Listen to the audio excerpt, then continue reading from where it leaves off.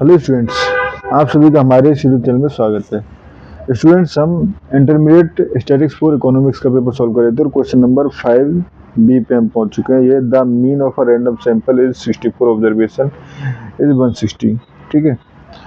Assuming a population standard deviation of 10, how many additional observation are required so that the half width of the confidence interval for true population mean mu equal to 1.4, assuming a confidence interval of 95%। ठीक है friends, ये question है जिसको हमें solve करना है।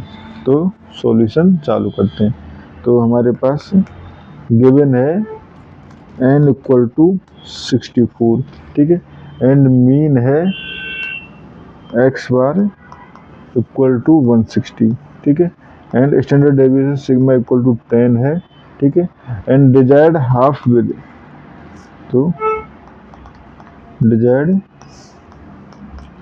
Half width जो है वो है हमारे पास 1.4, ठीक है, and confidence level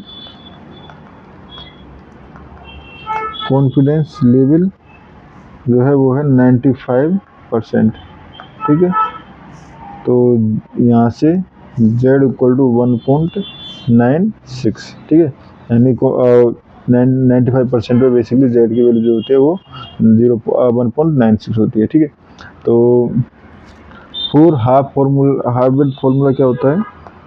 half width equal to z dot sigma upon root n, ठीक है।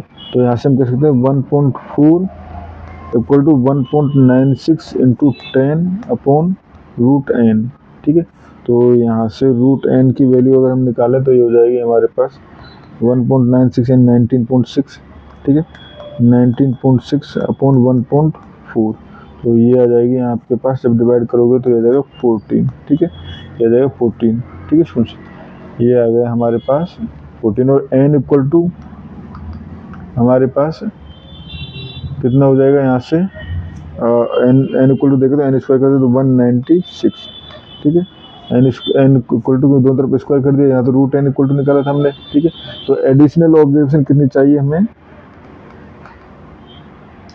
Additional observations 196 minus 64 equal to 132 observation और चाहिए, ठीक है स्टूडेंट्स। और इस क्वेश्चन में हमें इतना ही करना था। Thank you.